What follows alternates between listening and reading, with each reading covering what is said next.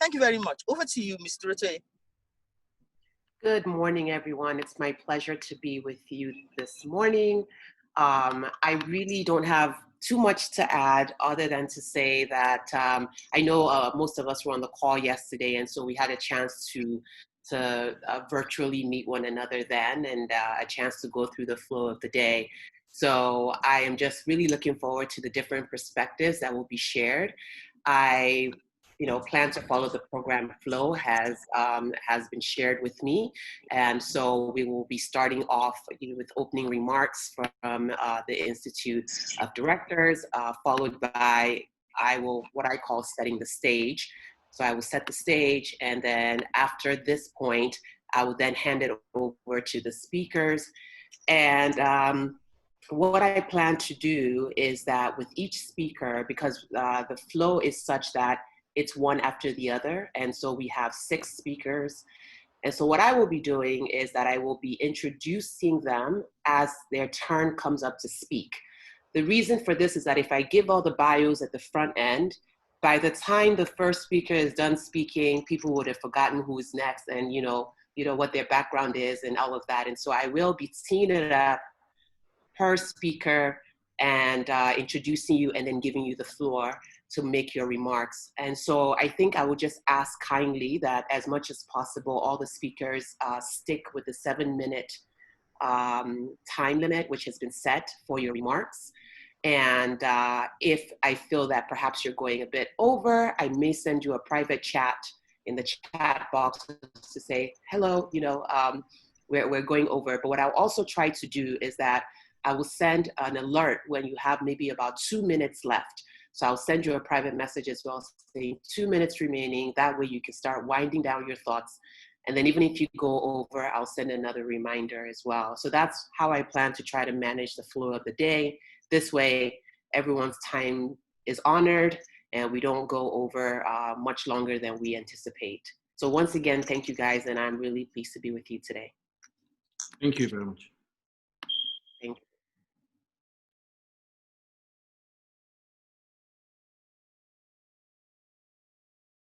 Now, Mr. Tosin, can you please clarify the pronunciation of your last name? I know that the Amis Otidaru, so I need to make sure that okay. I need to make sure that I say it correct.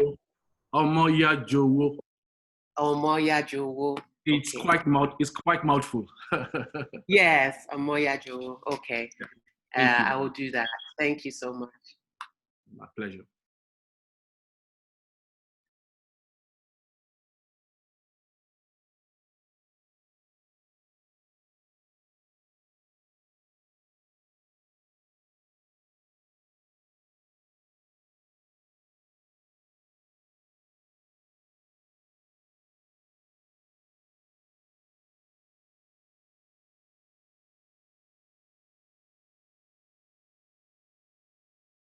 No problem. Thank you.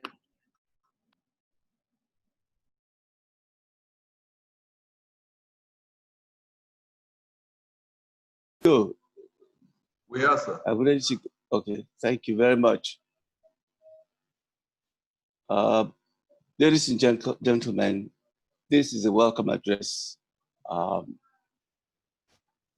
this webinar on technology disruptions in the tourism industry, being held today, the 10th of July, 2020. Members of the Governing Council and Executive Committee of the IOG Nigeria, our distinguished speakers, panelists, and moderator, fellows and members of the Institute here present, our valued guests, associates and partners, gentlemen of the press, ladies and gentlemen.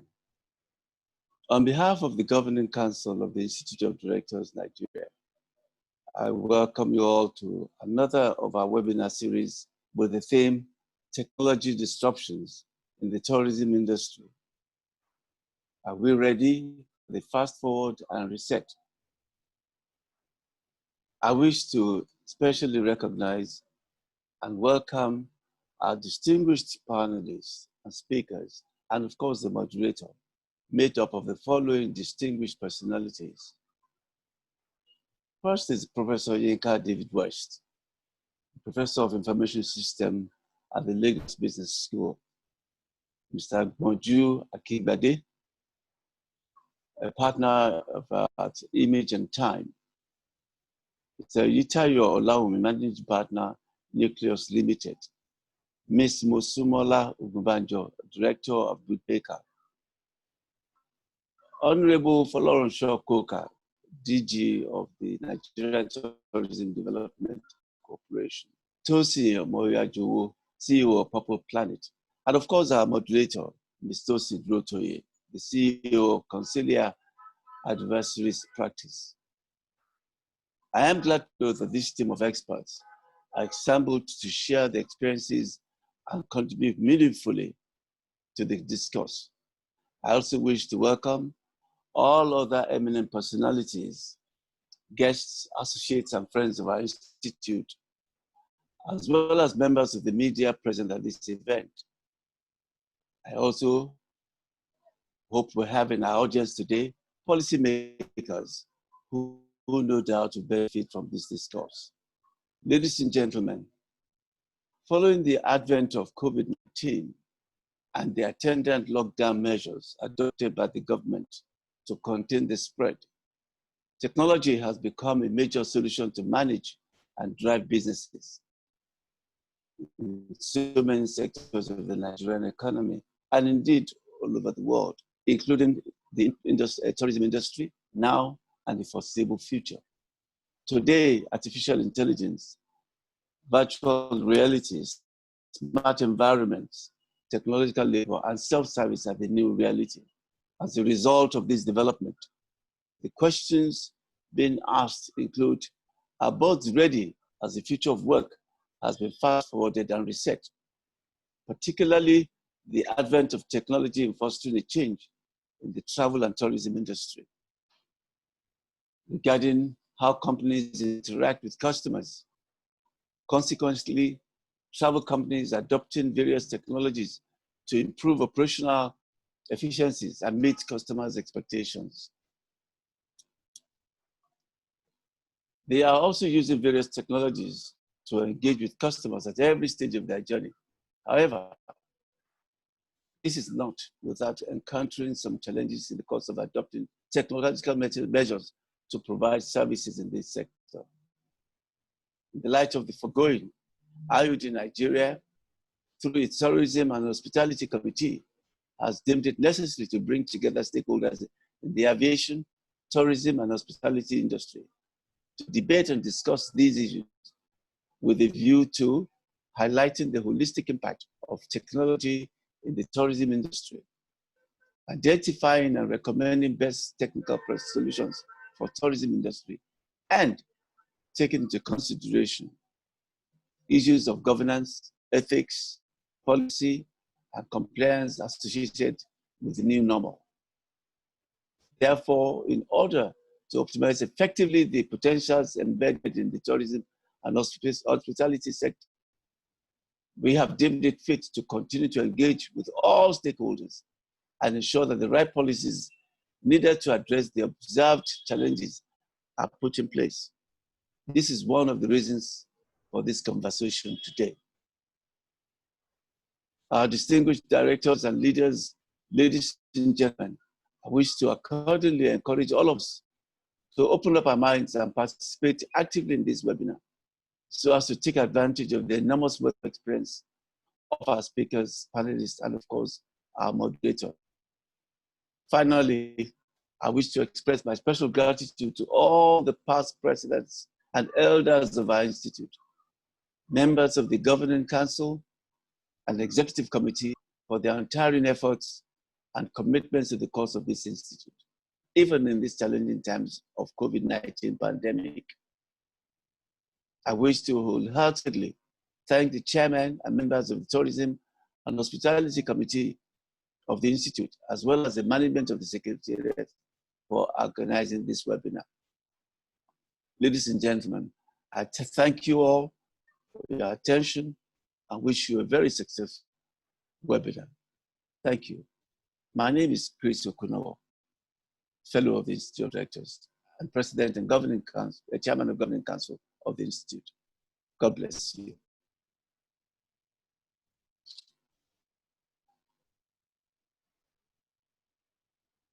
Over to you. I yield the floor to the moderator, please, to continue with the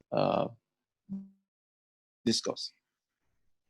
Thank you, Chairman. I do appreciate you opening up the webinar on such a high note. As you so clearly stated, there are many reasons for us gathering here today for this 5th edition, I believe, of the technology webinar hosted by IOD, the Institute of Directors. So once again, sir, thank you for your opening remarks. And what I will now go on to do is to set the stage for how the day will go with this webinar. And so, as many of you have heard, the reason for us gathering here today is to talk about the impact, the opportunities that we are now presented with, even in the face of the challenge that we're also presented with, which, as we all know, is COVID-19. And on this webinar, we are specifically focused on the impact of that on the travel, tourism, and hospitality industry here in Nigeria. And so I recall in reading some of the briefs before, as I was preparing for this, and one of the things that was shared with us is that according to a Google travel study, 74% of travelers plan their trips on the internet, while only 13% still use travel agencies to prepare them. We know, even prior to COVID, that travelers and those in hospitality were seeing quite an uptick in the adoption of technology in helping to plan your travel, everything from buying tickets to your booking your hotel, to booking your tour experiences, and so on and so forth. So a lot of things are now available to the consumer at their fingertips as it relates to tourism, aviation, and hospitality. And so the question that we're faced with today is, there are a couple of questions actually, and the primary one is, how do we leverage technology in light of the challenge that we're facing to create opportunities in this industry? So to that end, a few of the issues that we'd like to discuss today include highlighting the holistic impact of technology in the tourism industry, discussing the most important tech solutions for the tourism industry, and then also considering governance, ethical, and policy issues to be addressed in the wake of what is now being known as the new normal, which you all understand clearly what that means. And so today we're going to have 6 speakers that are going to tackle this topic, and they're all very distinguished with various backgrounds, credentials, expertise in this topic. And like many of you on the webinar today, I am looking forward to hearing their perspective and their thoughts around the topics that we're here to discuss today. So each speaker, as I call them up, and the way we're going to do this is that I'm going to introduce each speaker, and they're going to give us about 7 minutes of their thoughts and feedback around a specific focus area as it relates to the topic today. And the reason I'm doing that is because if I give all the bios up front, all the profiles, there's a good chance that by the time you get to the second speaker, you've already forgotten exactly who they are and what they do, and so on and so forth. So I'll be doing that.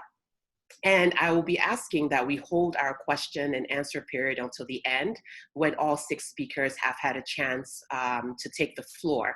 And so I ask participants and attendees to kindly make use of the chat feature here on the Zoom platform to start to put in questions as we go throughout the day. If at any point I recognize that there's an urgent question, perhaps something that was said at that exact moment needs to be clarified, I will bring it up throughout the webinar. Otherwise, I will save the questions until the end of everyone's presentation. So I hope that's clear. And once again, it is my honor to be your moderator today for what I'm sure will be a very exciting discussion. So the first speaker that we have is Professor David West. Professor David West is an information systems professional with over 2 decades of experience in the Nigerian IT industry. With a passion for the effective use of IT in business, Professor David West not only makes IT understandable, but assists organizations seeking business value from information and related technologies through systematic decision-making and managerial processes. She's currently a senior fellow in the Operations, Information Systems, and Marketing Division of Lagos Business School. She's also academic director at Lagos Business School and the Enterprise Development Center of the Pan-Atlantic University, respectively. Professor David West holds a doctorate in business administration from Manchester Business School, an MSc in Business Systems Analysis and Design from the City University of London, and a BSc in Computer Science from the University of Lagos. It is my pleasure to welcome Dr. David West, and please go ahead and take the floor. And just to kind of line this up a little bit, I believe the focus for Dr. David West is going to be around how tourism and hospitality in the industry can leverage technology, especially now that COVID-19 has imposed social distancing on the populace. And so how can we leverage innovative solutions in this industry? So I will now pass it over to Dr. David West. Thank you. Thank you, and good morning, everyone. Thank you very much for this opportunity to share thoughts on technology, but again, in a different sector and in a different segment.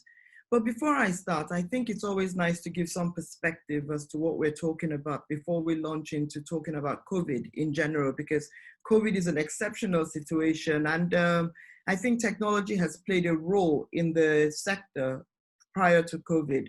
And I think this starts as far back as I think the 2000s, when we had the information age. And one of the themes of the information age was disintermediation. And what that really meant was that we're cutting out the middlemen, and those were the travel agents and the likes of people like that. And we now began to see web-based platforms come up in terms of ticket sales and transactions in general.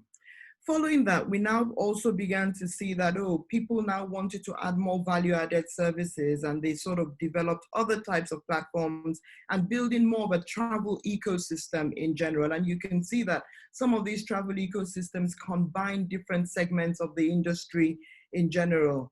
We also saw where we began to see the proprietary booking systems also take their platforms and sort of democratize their platforms to give them more users and increase the size of the ecosystem.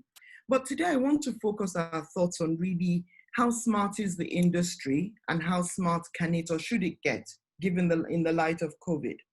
When we talk about the travel industry in general, and I think we have to look at the global and local travel industry, knowing that technology is a tool and a resource that's available to anybody who is willing and able to afford it and pay. But then again, in our own context and climate, we find out that the cost of technology can be an inhibitor. So when we think about how can we leverage technology, earlier on in the conversation, I was explaining that a lot of the time you have to buy and acquire the capital technology and basically spend a lot of capex on acquiring the assets.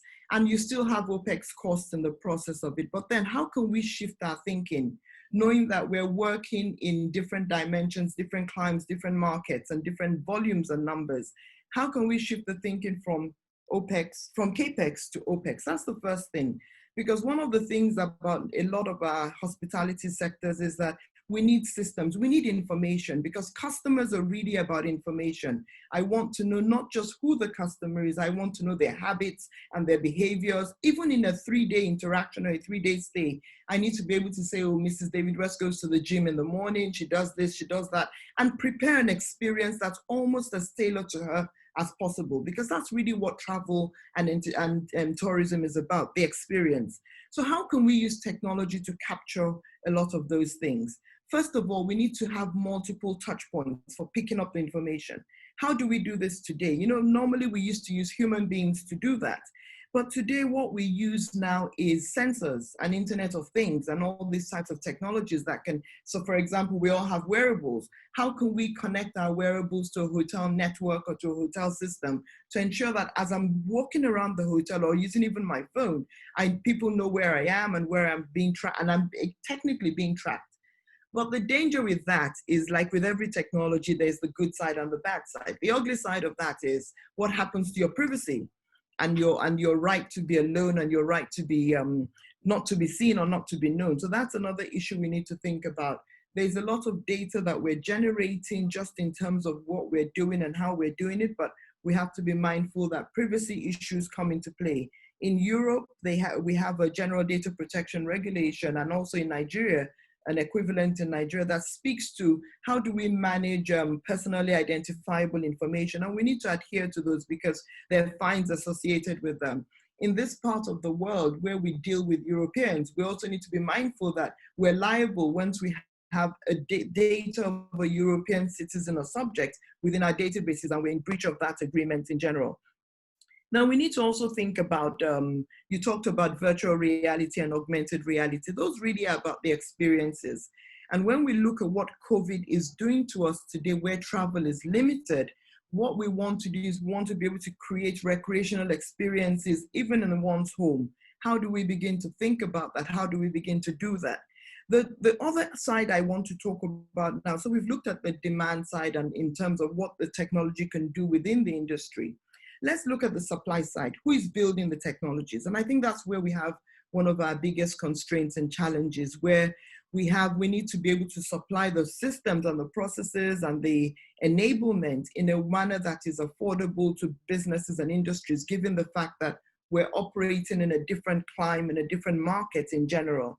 How do we build the technology ecosystem that caters to the travel industry? And what we've begun to see now is, even with the advent of the new actors in the technology space, a lot of focus is in certain industries that are deemed a bit more lucrative or critical in that sense. So what I would like us to think about is the technologies are available, the systems are there, but how do we now bring them into our environment? How do we institutionalize them into our organizations and our practices and our cultures? And one other area is we need to think about is this issue about digital awareness and the low adoption of technologies in general. I'm sure a lot of you know that when you introduce a new tech, basically COVID is an opportunity for the technology industry, because what we see in terms of adoption today has been 20 years in the making when we started talking about the internet and the information age in general. But now we've been forced to adopt. We have no choice, we're doing it. But then again, how do we bring change management as a practice and as a culture into our organizations? Those are things we need to think about critically, because we're all human beings. We don't adopt very easily. We don't like change. We want to continue being creatures of habit in that sense. How do we deal with things like cybersecurity? Because that's another issue that we need to be mindful of, especially when it relates to the financial flows and closing a transaction end-to-end digitally. How do we ensure that, we have safeguards and we safekeep people's information, credit card data, to ensure that it doesn't fall into the hands of nefarious people? But this is a difficult challenge because, as you can see globally, no one is without a spot or blemish in the area of cybersecurity. So it's an evolving trend. It's not something that you fix today and you go to sleep about. It's something that you're continually doing and you're continually upgrading in. How do we build a digital culture amongst our citizens where it's always digital first? Because whether we like it or not, in the financial services industry, in the travel industry, in the agriculture industry, how do we ensure that we actually see how do we ensure that we actually see things and think about digital first? So when you're thinking about providing a solution or providing a service, rather than thinking about the normal manual or non-digital way, how do we sort of think about a digital option to doing this? And that's where the innovation comes into play as well. That we need to now start thinking about being more innovative in what we're offering, more innovative in creating an experience, because that's where the differentiation is going to come from in that sense. So how smart is the industry today? I would sort of say it's in between. There's different technologies available, but then it's about how do we want you to get smarter? COVID has introduced a significant constraint in the fact that a lot of the travel and tourism industry is very experiential. It's very high touch. And now we need to move from a high touch environment into a low touch environment. how do we build that in and build the interaction and build the interfaces using technology? How do we use things like avatars and helps or artificial intelligence robots to be able to provide assistance and guidance through an interaction and through an engagement? How do we rethink the experiences around check-in, around checkout to minimize interactions? So those are the types of things that we need to start thinking about. And I would advise that don't think about everything as one magic bullet. Different interactions will need different types of technologies, will need different types of experiences. And when we when we fragment those, we can do it easier. Trying to do it as a magic bullet or as one single black box will be a bit difficult. Then when it comes to data, I think data is also one of the things that this industry has a lot of and is not able to leverage yet.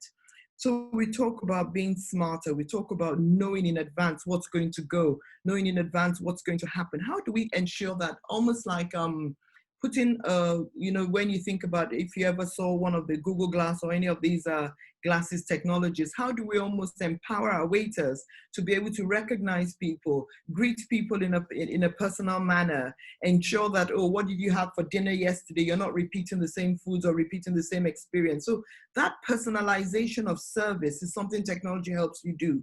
Because while we can't retain a lot of information, but we can actually cheat and use technology to cheat. And that's where every day a dashboard about your individual customers, your groups and things like that would help, just by being able to aggregate and mine the data, and also offer promotions and advice to what your guests should be doing in that sense.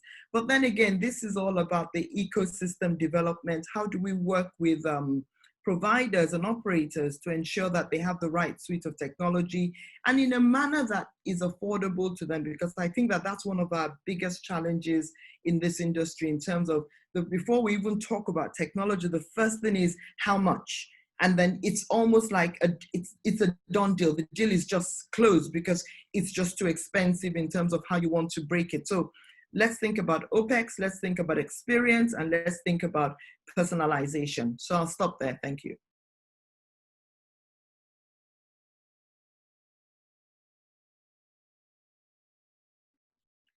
Thank you so much, Professor David West. That was wonderful. And I think a fantastic way for us to open up this webinar. You said a number of really critical things during your remarks that I would just very quickly, highlight here before we move on to the next speaker. And it's this sense of, how digital is the industry right now? How have they managed to embrace or not embrace technology in addressing the problems and the pain points of the consumer and the wider industry?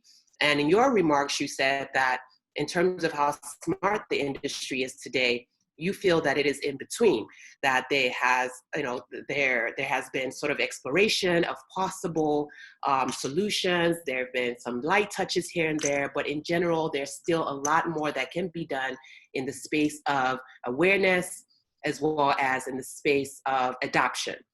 But then you also flagged a couple of points that we should consider as we move forward in this discussion, is that yes, there is a wide range of technologies that are available for the industry, but the question is, how accessible are these technologies to the industry? So in terms of affordability, like you said, OPEX, this is a huge concern, and I definitely know that what you're saying is 100% factual, is that a lot of times, especially in this part of the world, we focus on the costs to the point that it can sometimes dissuade us from exploring really innovative approaches. The minute we hear what the price is, it's like, okay, this is a done deal, we're not moving forward.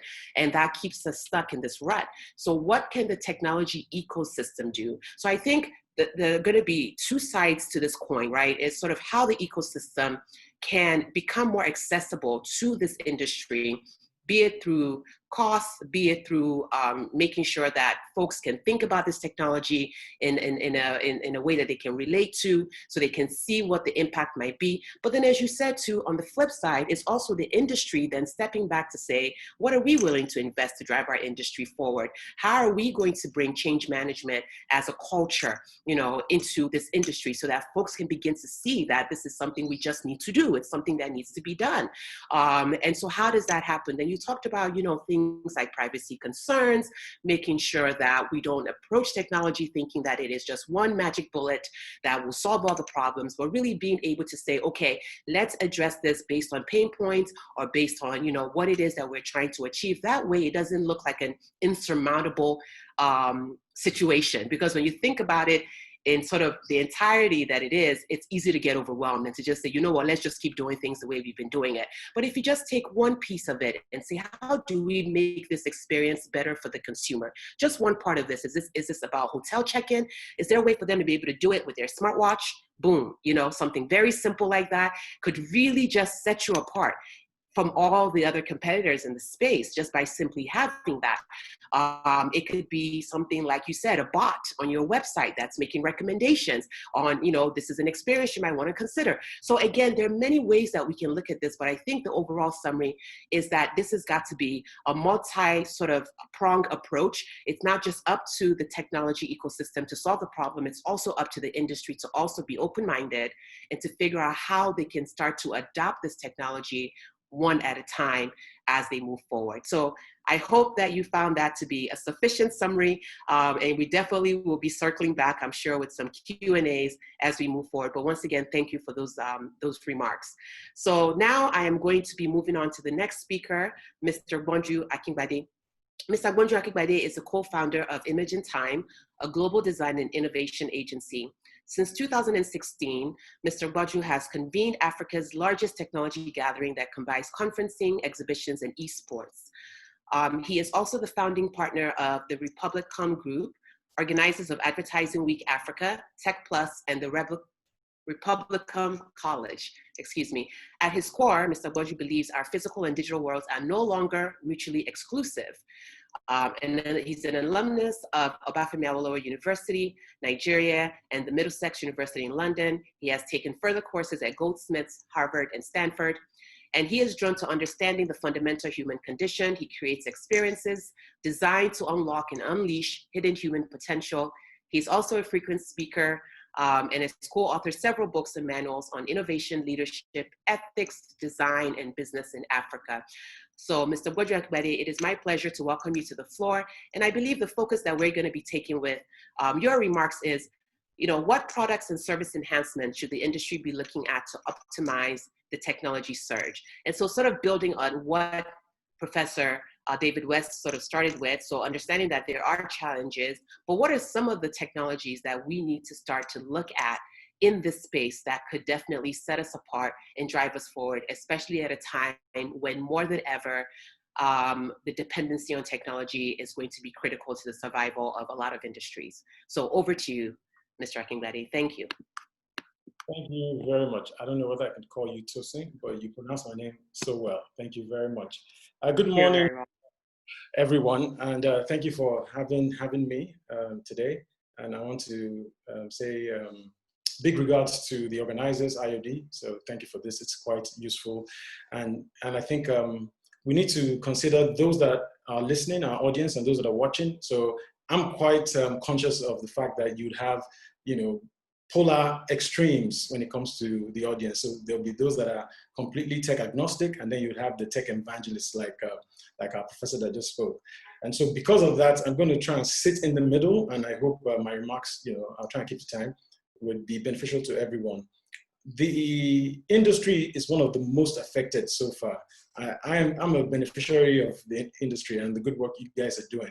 I travel, well, I used to travel a lot before we got locked down. I attend a lot of conferences and events. And I'm also an experiential designer. And so because I design experiences, I'm used to having a lot of physical touch points that matter. But I think because, this industry is one of the most affected, the opportunity to then leverage technology comes to the forefront. And so we've had to adapt. A few days ago, my partner and I, we had to organize a virtual retreat.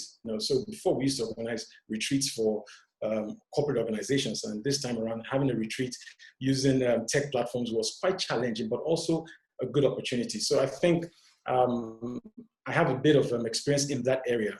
And so I'm going to try and share a couple of slides, if you don't mind, just to sort of open up the conversation a little bit.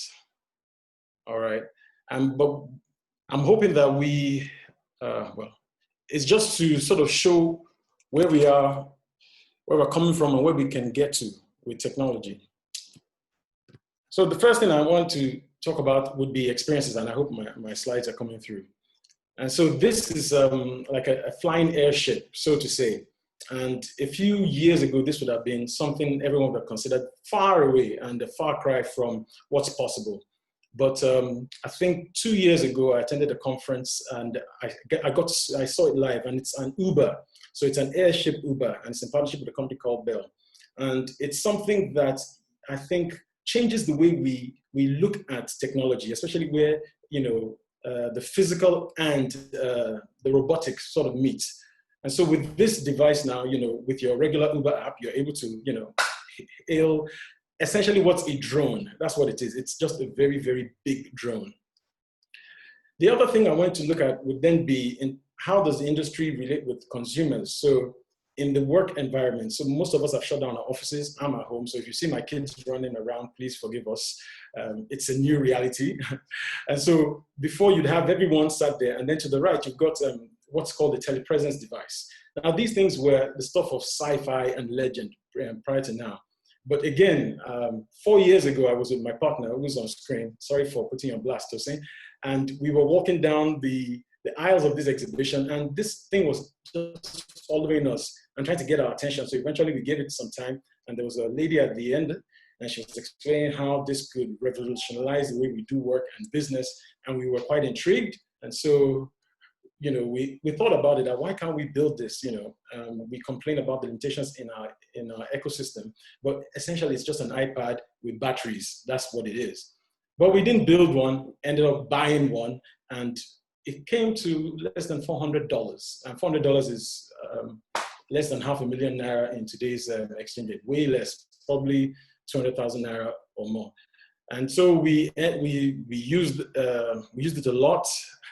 We actually milked the living daylights out of it, and it became a part of the office, and it started to freak people out. But if you look at what's happening in today's world with technology, it's that, we're now looking for these opportunities. If we're in the hospitality business, we run an hotel, then a telepresence device is not too far-fetched. It's something that can enhance the consumer experience when, restrictions are lifted. But even in other spaces, as long as there's an experience to be delivered, you do have these things that are affordable and are not too far-fetched. And we have a growing group of young people who are able to, develop and build on these things. So if I were to say, for, again, thinking of the polar extremes in this webinar, if I was to say, how do you approach technology? I'd say you're already part cyborg, part human, because most of the decisions we made are tech-enabled. When you're trying to order a taxi, if you're trying to book a flight, if you're trying to get recommendations for a restaurant, if you're even just shopping or looking for the latest trends, you're on Instagram, and you've got AI already trying to help you make better decisions. So step one, I would advise, and I'll stop sharing my screen now, if you don't mind.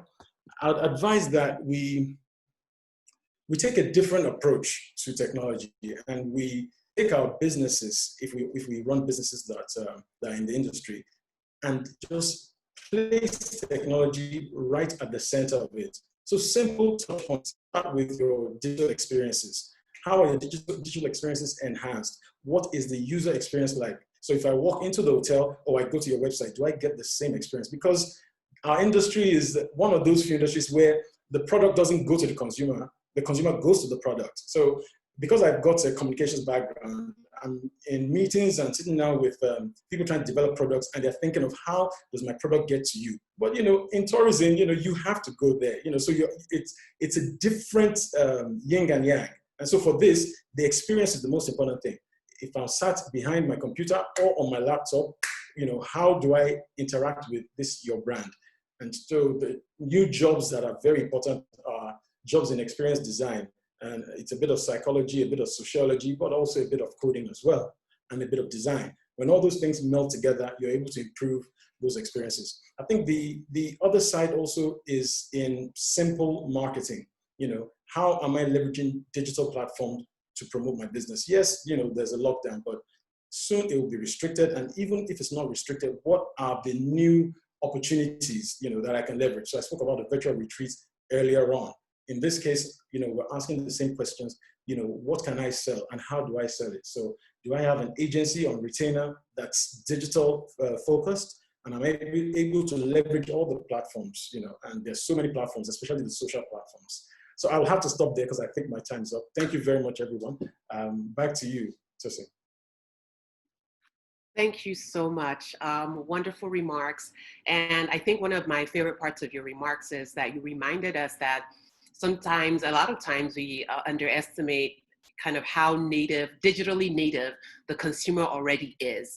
And I think sometimes when we look at industries and, and I do apologize, I just realized that I didn't really introduce myself. So excuse me for that. And so very quickly, again, and I believe the chairman did this earlier, but my name is Tosin Otoye, and I am the CEO and principal consultant at Concilia, where I am currently the lead consultant on Microsoft's for Africa initiative, which is an initiative that seeks to invest in startups throughout West Africa through partnerships with Microsoft. But prior to that, I have been working in the technology space for over a decade. I was previously the chief operating officer of a real estate firm here in Lagos, where I led their digital transformation. And prior to that, I led the establishment of the first female-focused tech accelerator program and the first Powered by Google program in Africa. And before that, I was the director of strategic partnerships at a technology firm based in Boston, USA. So very quickly, what I was trying to say about your remarks, Mr. Kingbade, was that you reminded us that a lot of times consumers are more digitally native than we give them credit for. They are already using social media platforms. They are already calling for Ubers. They're doing a lot of things with just the click of their phone already. And so as an industry, we need to start to ask ourselves, how do we create experiences? How do we create solutions where it's really it's already an expectation with the consumer, to be honest. It's sort of up to us to catch up to that. And he talked about how we also have to remember that when we build these products, it's not about how we can get the product to the consumer, but how we can, get the consumer to come to the product, because that's what we do. That's what we're used to now. Nobody, Uber didn't have to come and knock on my door. They didn't even have to advertise. It was just word of mouth. And all of a sudden, I'm thinking this is one of the most critical things I have on my phone. So we can do that too when it comes to travel and tourism and aviation. And I think you talked about how critical moving forward, creating experiences is going to be, but how we can also go back to the basics. Simple marketing is what you called it. And ask the question, a basic question is sort of, how am I leveraging the tools that I even have at my disposal now? So how am I leveraging digital platforms that already exist to drive forward my business? How am I leveraging virtual platforms? Like you said, you recently planned a virtual retreat. And so we're gonna have to start to think outside of the box, realizing that the consumer already expects us to be doing that because they are already using these technologies in their day-to-day life. So I think those were very good remarks, and I hope that you feel that my summary was sufficient. But like I told Dr. David West, we'll be coming back as questions come in as well. So thank you once again. All right, so going on to our next speaker, Mr. Eitayo Olayemi. Mr. Eitayo Olayemi is the managing partner of Nucleus. He is a digital marketing expert and an artificial intelligence product manager. He has developed digital marketing strategies for global companies like LVMH, Coca-Cola, Heineken, Pernod Ricard, Nestle, to mention a few. He is fascinated by artificial intelligence and its application across different industries, especially in product development and innovation. And so the focus that we want to take with Mr. Eyitayo here is, how do we manage the new low-touch, high-tech economy? So I know those things sound contradictory, low-touch, high-tech, but it's actually, it makes sense. And you can hopefully explain some more of that to those that are in attendance today. And then to also ask, what role will avatar, artificial intelligence, intelligent devices? I believe Dr. David West had already touched on, the Internet of Things. How are these things going to come into play as we start to move forward in this industry? So in this remarks, what I'm hoping we can do is sort of drill a little bit deeper into sort of the practical applications that we can start to see in terms of technology, perhaps what others are doing that is innovative, even in this time, what can we start to think about as we move forward? So over to you, Mr. Eyitayo Olayemi. Yeah, thank you very much. I'm actually standing in for Eyitayo Olayemi. I'm a partner of Thank his you. Nucleus. All right. And I specialize on product design. Yes. Yeah, I'd like to thank everyone, because I think this program has come at a very right time. And basically, I think I will be focusing more on this technologies from an optimistic side. Yes, we all acknowledge the problems, we acknowledge the challenges, especially locally. But let me start this way by introducing us, or taking our minds back to what happened with sustainability, which initially was something that was forced upon brands because consumers wanted to see companies that were being responsible and doing the right thing for future generations to come. And we're seeing a similar approach here with what's going to follow with the pandemic. And again, where we see brands will need to make sure they show their consumers the care. And the various ways they can do this. Now, when we look at the pre-digital age, we were basically living in a low-tech world, but a high-touch world. We interacted with people face-to-face. If you wanted information, you had to ask a real person, or you spoke to someone personally. Purchases oftentimes require you going to a shop and interacting with a salesperson. If you need professional advice, or if you needed professional advice, you made an appointment to see a professional. Now, there was authenticity and realness in these human connections. And the simple fact was that through these connections, in reality, that was the only way we were able to truly get what we wanted. But again, with time, and like Prof mentioned earlier, maybe from the early 2000s, it wasn't really a big deal to see technology around us anymore. Maybe not with so much immersion as possible today. But the truth is that in our new economy, we are increasingly shifting from the high-touch, low-tech to the high-tech but low-touch economy. Now, as we prepare for the new normal, one thing is for sure, and that's the fact that the world will look different from what we were accustomed to pre-coronavirus. Social distancing and touchless touch, or low-touch interactions are here to stay.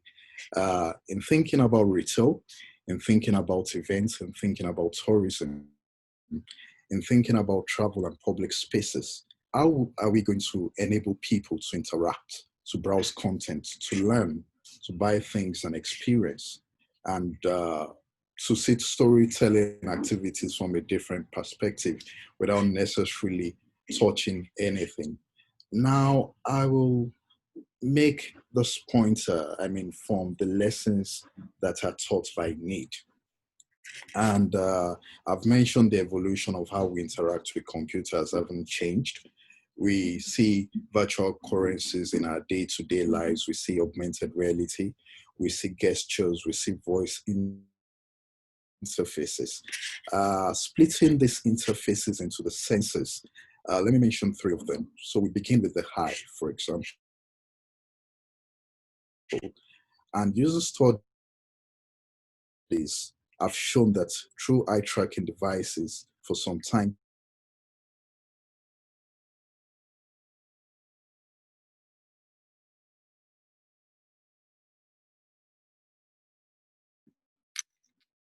Oh, it looks like we've lost. Oh, are you still there with us?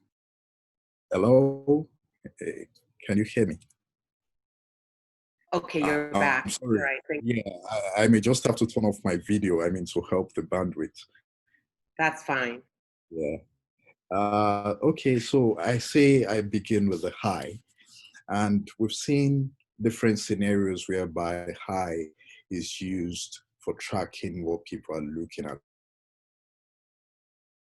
For instance, on a web page, eyes dwell on screen, and this technology could be used in navigating content.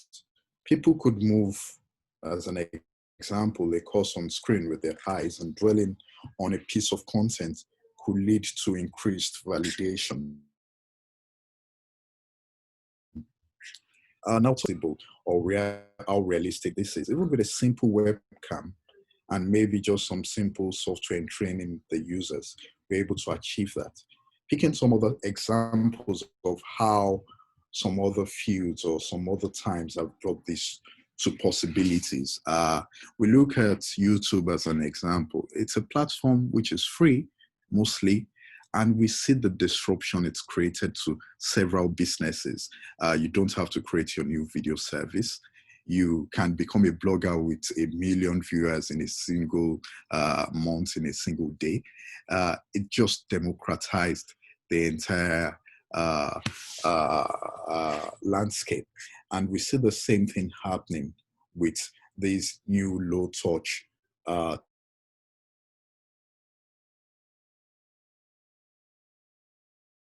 technologies. Now we look at other, and I think I find this very interesting because back then, this used to lie in the scope of maybe sci-fi, and you see things that appear not to be there, or you see things even when you're not physically in such places. We even have examples of countries whereby by these restrictions placed on travel, they've been able to map their countryside, they've been able to map different places, and you could just visit. Now, back then, it was even more difficult because you would have required some very expensive equipment and setup to experience this. But even with our mobile phones and just little add-ons, it's now possible. We see back then, when you go to restaurants, for example, and you request the menu, it comes in a booklet in paper format. But these days, you even have smart lenses that you point at just anything, and I mean virtually anything. It could be clothing, it could be food, it could be a piece of information. It could even be physical points. Looking at Google Map as an example, whereby Google Map is evolving from what it was, where it was just planar mapping, and you see that on a 2-dimension on your phone. But these days, you could point to maybe a landmark somewhere, and it gives you proper and real-time spatial analysis of where you are. Virtual reality, I also mentioned augmented reality in achieving these purposes. Now, I'm going to go on to gesture. Now, when VR came out, a lot of developers started building experiences. They were mostly clunky, they were unintuitive. It felt like the device did not belong in the experience. The only time where it really made sense was when it was hooked up to a VR headset, which allowed viewers or users to see their own hands and interact with the world around them. However, what we're seeing these days is it's becoming more reticent in that people are able to use their hands to touch foreign surfaces or seemingly non-existent surfaces with haptic feedback. So haptic is what you get where it appears like you're actually touching something, and whilst touching it and you're applying pressure, it seems you're getting a sensation that pressure is being received. But in truth, some of these things are just simulated. For those who use smart devices like tablets, you might have seen it at work, where it's not just about a single level of touch anymore, but now you have which is tied to voice. So thanks to artificial intelligence, deep learning, and a large data set pool, computers are beginning to really understand the nuances of what humans are saying. And really that's what's important, because it was possible all the while to get computers to do things, but to do things when you pass them computer worded instructions. Well, this time around, the syntax could be commonplace. It could be simple syntax. It could be simple speak. And the computer is able to successfully extract an intent from a sentence. And the beauty of that is the sentence does not even have to be in colloquial speak or in the common language, maybe English. The sentence or the statement could be taken into our tribal languages, and it even makes it more powerful. And we see such examples with the likes of Google Assistant, Amazon Echo, IBM Watson, and a couple of other services. So with these services, really, the challenge really wouldn't be to make this work anymore, but rather to make them operate effectively in public spaces, because the spaces are going to be restricted and they would have restrictive approaches. Now, speaking again to what could help us to achieve these have the likes of GDPR, which was done in the European Union. And we could start adopting and adapting such legislation to our use. You also have mapping on smart devices. Virtually every smartphone comes preloaded with the maps, and with this geolocation information, we can actually do much more. You have contact tracing, which is also another beautiful innovation, and it's even very recent. Recently, the two major tech companies, that's Google and Apple, they created a public API, can use this for free, and they're able to locate who's got the virus, who's made contact with unclean surfaces and so on. And some of these can actually be used to drive new experiences, more intuitive, good, and so on. I look forward to extend tooling and platforms to make pragmatic replication. Thank you. Thank you so much, Mr. Boyegadisa. I appreciate that, those remarks. They were very helpful. I realize that for some folks that might be on the webinar today, you know, this is, hello, can you hear me? Okay, I think there's some feedback happening.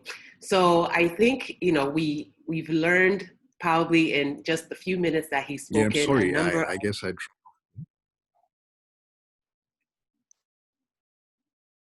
okay, so I think he's okay, so the way the way we talk in the tech world sometimes can sound quite foreign to those that maybe are not in the tech space, you know, so I'll do my best to sort of summarize what he was talking about. And, you know, in summary, what it is that we have, as a lot of the previous speakers have already shared with us, really a plethora of available technologies that the industry can start to tap into that are already available. The question is, how do we make it pragmatic? How do we tailor it to our environment? How do we make it work in public spaces? How do we make it work with our consumer base, you know, our target audience, and so on and so forth? Some of the things that he spoke about, where the fact that some of the basic technologies that we see as basic, you know, such as Google Maps, that's a good example, are now doing things that are powerful, really powerful things that we may not even be aware of. And so many of us know Google Maps as a tool that you use to find directions. You know, you plug in where you're going, there's a GPS, it gets you to your location. And we think that, you know, we believe and we know that that is extremely helpful. But just like he said, do you know that you can now use, you know, smart lenses in combination with Google Maps, and it will give you a spatial analysis, which is to be able to see how something looks in sort of 3D or, however you want to look at it. So it's not just one dimensional anymore. He talked about AR, which is what we call augmented reality. He talked about VR, virtual reality, and how we can use it to create touch experiences. I have experienced that before, where you have on the goggles, and as you're touching it, it feels like you are in that space, that you feel as though you are actually walking in this environment. As you're touching things, you feel like you're actually touching those things. It's very cool. How do we harness some part of that to create experiences in this industry? Then he talked about how computers are becoming more and more intelligent, so we talk about machine learning as well in this industry, about how computers are able to now start to learn about the patterns, behaviors of consumers, and we can leverage that to inform us on how we can build products, how we can build experiences, and so on and so forth, again, for our audience. And I think one of the things that we didn't really get a chance to get into is around sort of the new technologies that are also being used or built out of existing technologies. And so how Google and Apple came together to create a platform that in essence allows us to start to trace those that may have been exposed to the COVID virus, for example. So how might that play into sort of hotel reopenings? That's something that I've been thinking about, because you have hotels, and in some cases, hotels are going to have to start to maybe enforce some level of quarantine or checking on how their guests are moving around. And as was previously stated, there are privacy concerns around that for sure. And so that's something that we should also discuss during this webinar. But at the end of the day, this is also going to become a necessity for us. And so as we continue to talk through this, I think more and more ideas will begin to emerge. So thank you once again, Mr. Boyega Adisa. And so we're now going to move on to our next speaker, Mr. Folorunsho Coker. And Mr. Folorunsho Coker is an administrator and hospitality and tourism entrepreneur who was appointed the Director General of the Nigerian Tourism Development Corporation in March 2017. His public service career began in Lagos State in 1999, where he served the state in various capacities, including as principal aide to the governor, deputy chief of staff to the state government, founding CEO of the Lagos State Number Plate Production Authority, and a special advisor on the central business districts. He has also served as Lagos State Commissioner of Tourism, Arts, and Culture, and established the One Lagos brand. As DG of NTDC, he has conceived the Tour Nigeria brand to drive domestic consumption of tourism products in Nigeria, commercialize tourism, and generate employment. The brand is hinged on the identification, exploration, exposition, enhancement, and promotion of creative assets across the country using sustainable approaches. And so, Mr. Folorunsho Coker, it is my pleasure to welcome you to the floor. And I believe the focus here with you is going to be around sort of a holistic approach to tourism, technology, and key here is the topic of governance. And so, we can have all these ideas, we can have all the innovation in the world, but how and when do we have to start to really step back to consider the governance, the policies, and all of these things that plug into this before we can even hit play? So over to you, sir. Thank you. Thank you very much. Thank you, IOD, for inviting me onto this platform, especially the Tourism Committee of IOD. First of all, we are in trouble. The globe is in trouble. So there's no quick fix. And there's no fast forwarding. We are not running anywhere. We must stop, we must think before we hit the reset button and move on. Move on cautiously in a manner that, at a tempo that can be sustained. I won't bore you with this tourism statistics of the losses that have been sustained in Africa or globally. But just roughly we would lose about 100 million jobs and about 80% of the revenues that we would normally have expected compared to 2019. Where are we now in Nigeria? We have about 30,000 infected, 10,000 recovered, and less than 1,000 dead. Globally, not a bad group of figures, but still sad all the same. We must consider certain things before we move forward, and it's loosely termed CHIEF in an acronym. And we must look at both the laws of the Federal Republic of Nigeria with regards to both tourism and the new technologies we've got to bring in to bear on tourism and to give us the advantages we require. The laws are old, they're archaic. Both the new digital laws need to be tweaked. the tourism laws are approximately 40 years old. They need to change, or else you're just bringing technology to sit down on a very solid foundation, and you cannot expect it to work. There needs to be clarity in terms of the roles of within the corporate governance sector, the state and the federation. That clarity needs to be imposed by a very strong command, a stronger command that gives easier control. I would like to break into that, but I don't think I will have enough time. The growth of our tourism is Pan-African. It's national, it's regional, before the international confidence comes back. When people talk about tourism, everybody's focused on inbound. Dubai has a solid tourism, domestic tourism industry, and that's why we are plugging an international ticket to do it.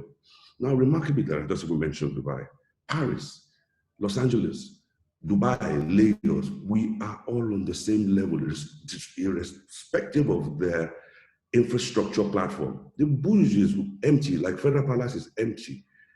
ShopRite is empty, like the Mall of the Emirates is empty. So we have a perfect opportunity to do something remarkable here. Stop, look at what we have, and rejig it and think of how we can do it better. In terms of human capacity development requirements, we need a lot of vocational training, and technology can come to bear heavily on that remote learning. But we've also got to bring technology to bear on the COVID compliances that are required in airports, in hotels. You can't just get into a hotel and just jump into a bed anymore. Who slept on the bed before? What guarantees, what assurances? And those things can only be given using technology.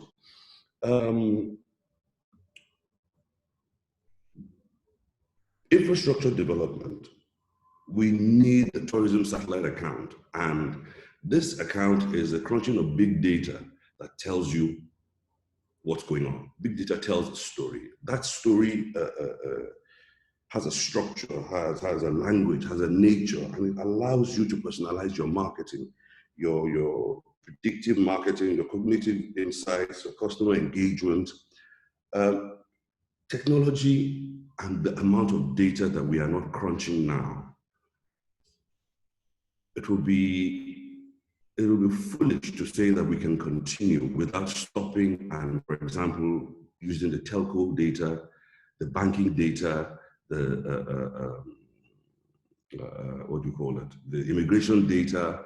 So many data pools exist, but nobody's pulling them together to crunch them to be able to do the predictive analysis that is required for people to build the technologies that are going to help us move forward. The events of the concerts, the religious, 1 million people in a church, the Wizkid, the Davido, all that is gone. Unless new infrastructure is built to allow them to perform in the way they used to. There's no touch anymore. So it's going to be things like the digital screen apps that we're going to be using, or else you will have a church service in the equivalent of Tafawa Balewa Square in Lagos with only 10,000 people in it. The packaging has to be looked at. It is very easy for you to go into an app and buy a package to Dubai. When last did you see a package to Abuja of a hotel, an airline, and a taxi service? One price. Technology also has to be pushed to bear on that to allow what I call the Indomie philosophy. Open a packet, it's one meal, it's in a pack, it's one price, done. Financing, tourism is very cash sensitive, very finance sensitive. Money is very expensive. If we don't very quickly look at our position with low oil prices, budget deficit, recession, financial crisis, forex scarcity, inflation, unemployment, and the growth, if those things don't change, where do we find the loopholes that technology is going to give us an advantage? Was that a wave that my time was almost up? No, okay. Technology is going to give us the capacity to aggregate information. That big data and the quantitative analysis that it gives us must be brought to bear on new and old platforms that will allow people to digest bits of information that they have fed. People don't deal with, not everybody can handle big data. So we need to put it into bite size for them. We've got to use technology to promote both our old and the new assets that are going to be created by the new digital revolution that we're going through. we must share good practices and old practices across the industry, whether in tourism, manufacturing, agriculture, etc. And technology can be brought to bear to share some of these good practices and prevent people from making mistakes. Digital disruption that we must force ourselves to face right now must break the old barriers. The good old days of, oh, this is how we used to do it, kill it. Oh, we don't do it like that. No, kill it. If you're afraid of technology and you don't want your younger subordinates in the office to know that you don't know how to even do some simple word processing, no, kill it, because your survival in the future depends totally on you getting abreast with technology in today's world. It's not all doom, it's not all gloom. There's hope. There's hope in that Nigeria is saving a lot of money right now. I think $3.7 billion in March from Nigerians staying at home. That delights me. Nigeria is your cheapest holiday. You don't need a visa, you don't need foreign exchange to travel. And you probably speak the same language or have the same attitude as the fellow you meet in Kano or Zamfara or Udu. COVID is going to force us to change many things. And we know that change, people are generally resistant to change. But this opportunity, we have got to seize it. The rest of the world is walking at the same pace as we are, irrespective of whatever advantages they've had in the past. Liquidity is the key to keeping jobs. So the banking industry must look, and the government as well, must look at how to provide liquidity so that people can sustain their businesses. Confidence is what is going to help us in recovery. That confidence comes from very good, clear information. If I know what the truth is, I will have confidence to invest, borrow, engage. If I don't know what the truth is, if I don't get that clear information, it becomes difficult for me to take the decisions I uniquely need to make. The opening and closing of borders needs technology that is transparent and responsible. Can't open today and close tomorrow, open next tomorrow and close the day after. Border closure is so critical, and opening and closing is so critical right now. Airports opening and closing is so critical right now. We've seen the mistakes that have been made. The big data that technology allows both the private sector and the public sector in a commonality of purpose and interest to sit together and analyze must determine whether we open or close. It's just not arbitrary or political anymore. Look at what happened in America. Those mistakes we cannot afford to make here. I think I will rest my case here. Just before I do so, I'd like to agree with the, I think it's Akingbade, GB Akingbade, in his analysis of artificial intelligence and what the capabilities are. I think these technologies will allow us to preserve our culture, heritage, destinations in a manner that we cannot afford to preserve them and preserve them for generations to come. These technologies will push our cultures beyond where we can actually push them physically to. These technologies will give greater access and a deeper understanding to the globe. Literally, we're all in different parts of Nigeria or the world here, and we can all come together. That means our museums, I mean, what is possible, our artifacts that are abroad, what is possible. I subscribe heavily to issues of virtual reality and of what this can mean, especially to tourism, you know, the zero-touch period. I also would just like to mention the football, which is one great passion of ours. Can you imagine football? No crowd, even no teams. The teams are virtual. They are in digital space. We are competing. I can own a football team, competing with yours. Globally, a global audience, a new tribe, a tribe of football fans still buying the same t-shirts in reality, but chasing Toasting United, who are a virtual team. It's still the same revenue, even more, at probably less cost. Now, that's where I see this going. And I hope that some of you here will please share this rather Wi-Fi dream for now, or sorry, sci-fi dream for now. But I see that as the reality of our future. And thank you very much indeed. Thank you so much, Mr. Coker. That was, you know, you said something, you've identified the pink elephant in the room, is what I like to say when, you know, someone sort of says what needs to be said. And what needs to be said, you know, is not, as you said, we don't have to look at it as doom and gloom. It's just the reality that we have to face. And that reality is that what we did in the past is no longer going to serve us for the future. And that is just 150% factual. And one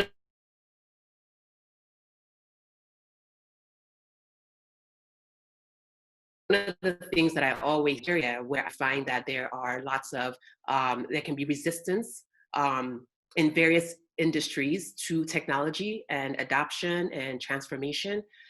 And, you know, I always say, and for me, I'm a little bit more emphatic in what I say, and which is that if you are not embracing technology, if you are not engaging with technology, if you're not hiring people that understand the technology, some of them, most of the time, are young people, and we may not want to give them the audience or the space they need to come into our companies and, you know, and change things around. If you're not doing these things, you are effectively dying and or dead. I say this all the time. I don't mince my words because, and this is coming from someone who I've been in tech for a long time, and I can just see that the longer it takes for an industry to catch up, the more they're left behind. I mean, there's a point where you almost can't even catch up anymore. So you have, you know, the different generations that grew up in technology that have come in, and their expectations are completely different than what you are now building or what you are insisting upon. And so it goes back to what Mr. Akingbade said earlier, is that in some industry, we are completely underestimating and undermining what the consumer already expects and what they need. And so in resisting the change, we're doing a disservice to ourselves, to the consumer, and quite frankly, to the sustainability of our business. And so I think that needed to be said, and I'm just sort of, you know, emphasizing it in a little bit more stronger terms here. But I think the key messaging that you delivered to us today, Mr. Coker, is about the need to stop and pivot. We need to stop and we need to pivot. Holding on to how things were in the past is just not going to serve us anymore. And one of the biggest things that you pointed out in this, which I think is also another elephant in the room, is the fact that we have things that we're not even doing as is right now. We're not crunching big data. We are not even engaging in any form of predictive analysis. And what is predictive analysis? It's being able to look at your data points and to be able to say, you know, based on historical data or what we're seeing over this period of time, we're predicting that this is what's going to happen next. And then we can then get in front of that by creating, for example, a marketing campaign or a platform to support where the trend is going. You know, we can be more proactive in our engagement with our consumers. We can forecast and build the right tools. And not only that, as Mr. Coker said, we can also use that opportunity to also build confidence within the industry. So if I'm able to look at data points that are predicting or telling me something, I may be more confident to spend the amount of money I need to build the technology to meet what I see as the trend of the future. But if somebody is just telling me this thing as a gut instinct, oh, you know, we think you guys should start looking at XYZ technology, I can understand why some people might say, you know, I don't know, is that worth my investment? Is that worth my time? Because we also are not giving and presenting the information that people need to make these kinds of smart decisions. And so these are the realities that we must face. And I think in summary, it's this idea that we must step out of the comfort zone in order to basically ensure that this industry survives at this point. I mean, it's almost a no option situation. There has to be a stepping out of the comfort zone. Otherwise, we are going to, like I said earlier, begin to wither and find ourselves in a very difficult position. So thank you once again for your remarks, Mr. Coker.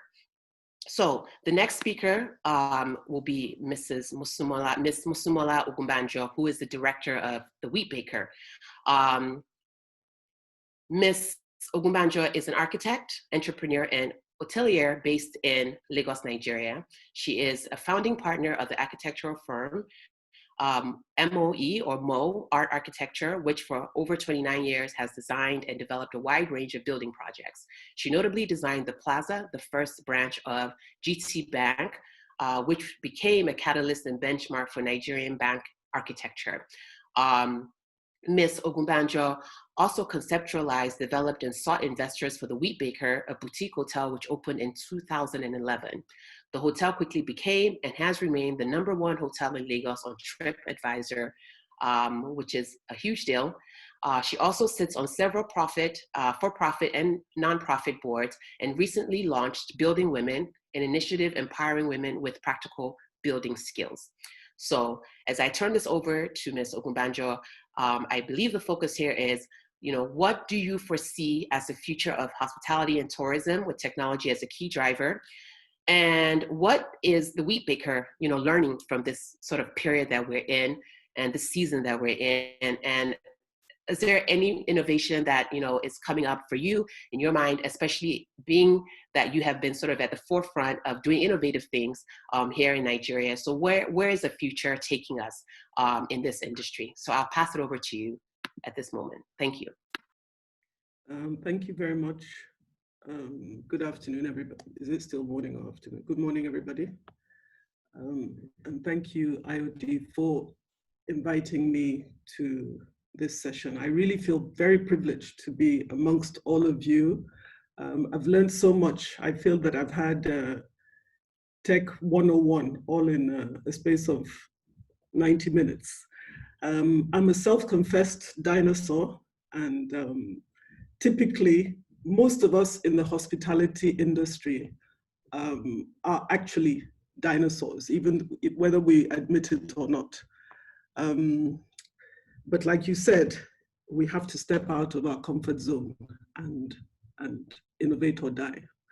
I'll give you a picture of what is really happening right now at the Wheat Baker, which is a reflection of what is going on all over the world. On the 26th of March, before Lagos State asked us to close, we shut our doors because we're very concerned for the guests and our staff. So we've been closed for three and a half months now. So looking after about 191 members of staff and their family, looking after the property. And as you know, a property that hasn't been occupied for 3.5 months, things start falling apart. So we're firefighting, plugging holes, pipes are bursting, all sorts of things, ceilings are caving in, things are happening. So this call to come on this panel was actually a call to action, so to speak. It was a point where we just had to stop and think. Very quickly, I believe that technology, as it happens right now, it fits very neatly into the imagined new normal because it supports all the parameters required of the health and safety compliance issues in a hotel. It supports social distancing, non-touch surfaces, reduced queues, amongst so many other things. But what do I foresee? I foresee the future of hospitality and the future of with technology as a key driver is going to be delivered by the younger management, younger people. To be very honest, one of the people who has been raising the alarm at the hotel is a lady called Salome. She's our business development manager, and she has been screaming about the fact that we are dinosaurs. Hotels are always reactionary. We don't anticipate new technology. We pride ourselves in personalized service, in one-on-one human contact. Our USP at the Wheat Baker is, our people are special. So technology has always blindsided us. But I note that Marriott has created a tech lab to drive solutions for the industry. And so they're leading that charge. And after this conference call, we certainly are going to put a team together of similarly young people to try and get us on to some good things. But again, the mantra innovate or die remains true in all facets of life. But we must never allow technology to overshadow the service offering and the guest user experience. I believe that it's key that technology be used to enhance efficiency, but it must not take away jobs. I'm very particular about that. I mean, it's not that a robot will now start coming to clean the room and you're going to lose 2 or 3 housekeeping jobs. Technology also in a hotel has to deliver a positive brand-aligned guest experience. You just don't use it willy-nilly, and just because they say technology is the latest fashion, everybody, you walk into the wheat baker and you feel tech. It must be subtle. It must be sublime. So that's what I mean by deliver a brand-aligned experience. It must save costs. It's very expensive. It's a moving target. Things are happening all the time. As Mr. Akibade said, at the expo that he went to, something was chasing him around the place. And I'm actually looking forward to coming to your office to see that. It must support an enhanced health and safety environment. That's very key to us. So how will it affect us at the Wheat Baker? Again, we'll continue to invest. Like I said, we'll create these new young teams. It's very, very difficult. Professor David West spoke about CapEx to OpEx. That is a very, very keen bottom line for us because, as you know, right now, we have had 0 income for 3 months, and we're going to have to spend a lot of money when we finally decide to open. When are we going to open? That is a very big question. How long is a piece of string? We're currently working on our reopening strategy. Again, we're not going to open even though the government says we can open. We'll open when we're ready. We'll open when we feel it's safe enough for our staff and our guests. But technology will definitely play a big role in, for example, our conference rooms obviously are going to be quite challenged as we're having a very fruitful conference online right now. COVID has done that to all of us. And I'm looking forward to speaking to Mr. Adisa or Mr. Akingbade, the experiential designer, to see how we can pivot and use our conference rooms differently. Maybe we use them as pods for parties or whatever. Maybe, I don't know. I'm looking forward to talking to you about that. In closing, I have to direct this to my DG, Mr. Coker, who is a veteran in the hospitality industry. It's not today, as they say. He had Brown's Restaurant, La Casa Group. He's been at this for a long time. So he's been in the trenches. He's been on the war front, and it's bloody. It's not easy at all. So the world needs help. We need help, especially in the tourism and hospitality industry. Innovation and revival doesn't happen in a vacuum. So the governance issues that you mentioned, I just want to add a few more things because there's so many barriers to entry.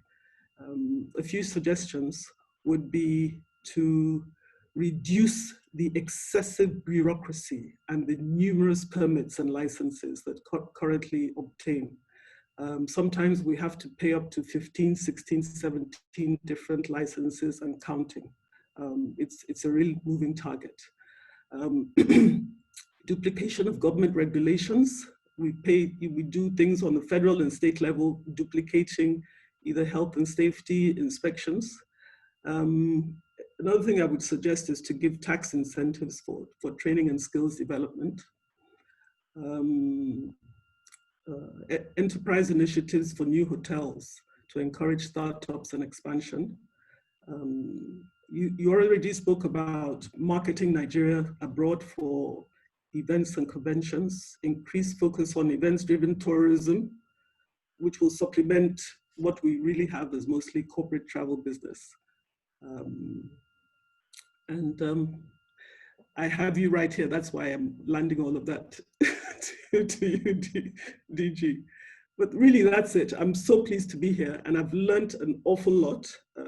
Like I said, I am a self-confessed dinosaur. And having realized that there isn't, I'm not far from, you said we're already part cyborg. Who said that? I think it was Akibade. So thank you so much for this opportunity to share. I have a lot more pain to share, but maybe that'll come in the question and answer session. Thank you. Thank you so much, Ms. Ogunbanja. That was really lovely and refreshing to sort of hear, you know, kind of your experience on the ground, as we say currently, at the front lines in the trenches, just the same way you referred to Mr. Coker's work over the years as well. And I must say that in my initial sort of summary of Mr. Coker's remarks, I hadn't quite focused on the governance piece, which I think, you know, and it's something that you brought back to our attention here, which I believe is a really critical piece in this conversation. I mean, like I said, Mr. Coker really pointed at all the elephants in the room. I might even call them pink elephants because they're just so bright and obvious, you know. And so even when we're talking about you know, positioning Nigeria as a destination, you know, even if it's for events or conferences and such, you know, I had an experience with a conference that came to Nigeria here from South Africa. And I mean, some of the speakers were held up at immigration. They had to drop thousands of dollars, even though they had the visa on arrival papers all, you know, sorted out and everything. It just didn't matter. And so they remembered saying that this was a very uncomfortable sort of experience for them. So I can imagine that that might discourage them in the future, you know, from choosing Lagos as the destination for their next conference. And it really did sadden me, because at the end of the day, like you said, we can have all the ideas we want. We can be as innovative as we need to be. But if we don't have the policies and the support of the government in driving and enforcing these policies, if we have issues such as you said, duplication of regulations on the state and federal level, the excessive red tape, and all of this, it just makes what is already a very grueling task even more so, you know. And like you said, it's not an easy industry to play in. It's not an easy business to run. And so what can government do to ensure that this can be a little bit easier for those that are really, in essence, you know, sometimes and a lot of times the face of the country? You know, when we have visitors, they leave based on the experience that they have. And so what do we need? And so you had suggested, you know, some, you know, tax incentives for training and skills development. Like I mentioned earlier, reduction of the excessive red tape. You know, this is a wish list, obviously, but it's something that has to be said, and it's something that we have to put forth. And as you said, because we have the DG here, you know, we might as well put forth the wish list now, and, you know, keep on speaking on it, and hopefully, you know, maybe one or two of those things will one day, you know, happen for the industry. I think the other important thing that you also mentioned here is about how, especially in the hotel business and the hospitality business, you know, and I really appreciate you for acknowledging the fact that, you know, what I said earlier, which is, you know, innovate or die. So you agree with that. But I think what's also important is the nuance that you pointed to, which is that, you know, it's what, yes, we must innovate, but we also must not innovate to the detriment of the guest experience, you know. And so we can't just throw technology at everything, and then people come in and the experience has, you know, become so cold, it's not as warm, it's not brand aligned, as you said, you know. So how do we sort of strike that balance in embracing technology, but ensuring that we don't lose that touch?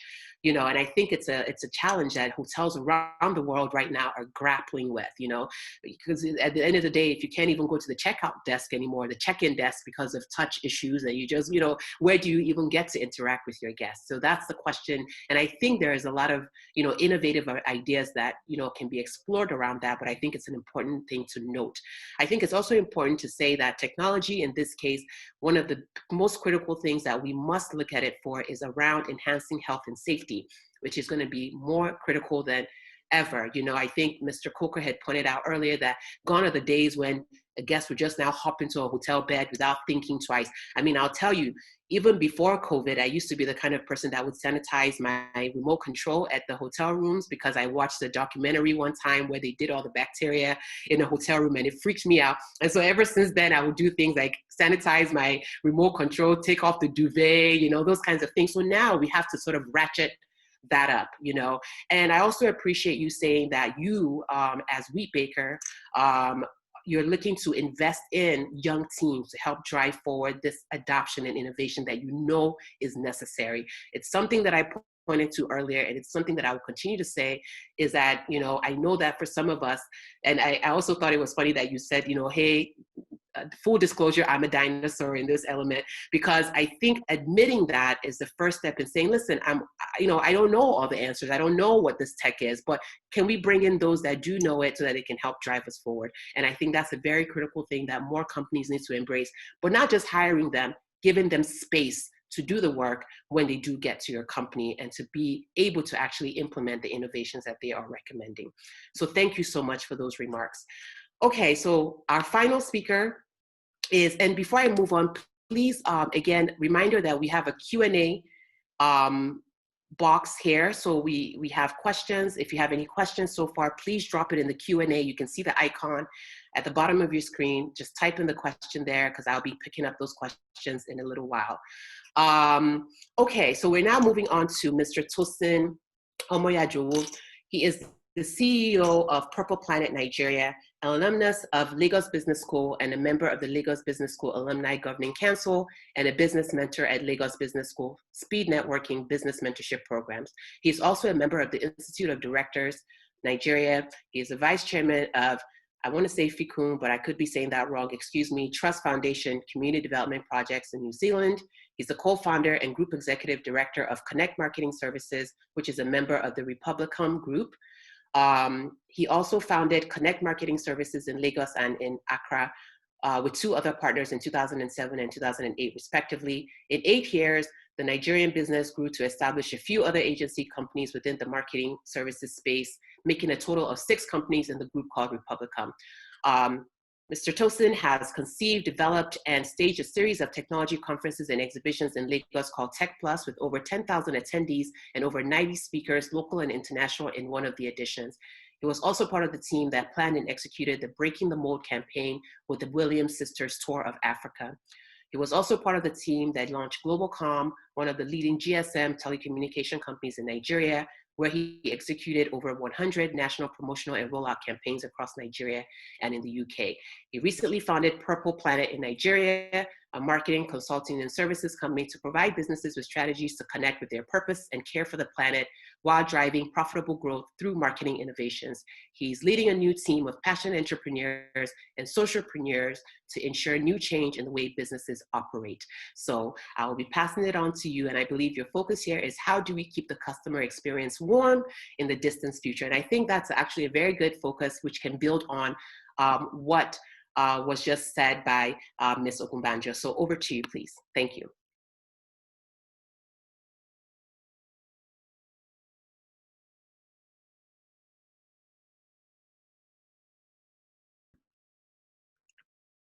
Hello, are you here with us? Hello. There you go, all right. Thank you, Tosin, for having me. I would like to take up the video so that they can enhance the broadband.